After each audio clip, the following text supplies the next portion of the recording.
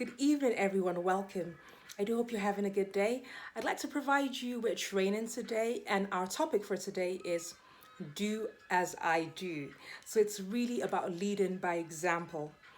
As you lead your organization, lead your family, whatever institution you are leading, you might find that you get to a height where no one can actually hold you accountable.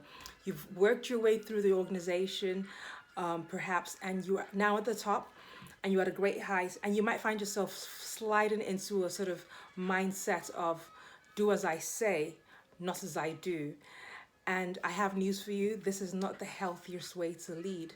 Because, yes, people might do as you say, but they're watching what you do. And if there is an inconsistency between what you say and what you do, you are sure to lose credibility with your people. They just won't trust you as a person because they'll see you perhaps as a tyrant who just bosses people about and tells them what to do, but you don't actually bother to follow through yourself.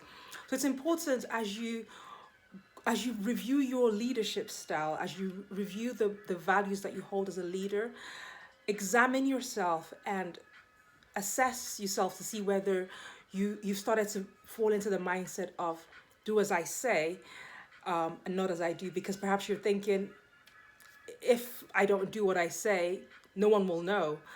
And even if they did know, what can they do about it? You know? When you start to think like that, you have an issue. And you have an issue that's not external, you have an internal issue. And what I found is internal issues can be much more difficult to resolve. Why? Because they're on the inside and it's quite easy to hide internal issues. So that's why it's more of a problem. However, internal issues have the power to tear down an organization because at the top, you have the opportunity to influence the culture of the organization. And if your other leaders below you watch and see that you're a person who just says one thing and does another, guess what they'll do? They will follow your example and they will say one thing and do another. And so you have this culture that seeps down and could actually be the death of your organization. Not necessarily in terms of sales or the services that you produce, but just the way the work environment is. It could become quite unhealthy to work in such an environment. So, what I say to you today is examine your internal narrative, examine what you're saying to yourself on the inside. And if you find yourself thinking, I can tell the people to do one thing, but if I don't actually do it, it's okay. Stop yourself and confront that thought. If you are to be a leader that grows, it is important that you just don't tell people what to do, but you lead by example. Don't follow the narrative of do as I say, but follow the narrative of do as I do. And what that narrative offers to you is that it enables you to make mistakes. Because you are leading by example, it allows you to be your most authentic self as a leader, because when you fall short of the standards that you hold for yourself, you can be honest to the people and say, look, I fell in this area, this is what I'm going to do about it, and move on. So to be a leader that leads by example, it's important that you're intentional about that decision. So what can you do? These are the suggestions that I have for you. Select people within your organization, either within or without your organization. People within the organization have a clearer view of what's going on.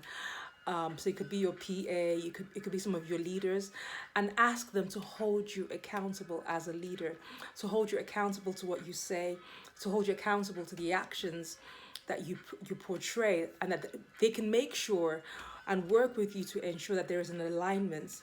And where there is dissonance, where there is where you're saying one thing and doing another, they can actually call that to your attention and hold you accountable. So it's important that you get people like that in your life, and that will help you grow as a leader.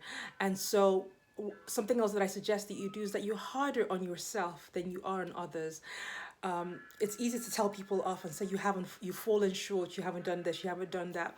But go easy on your employees and save that hardness for yourself, because guess what?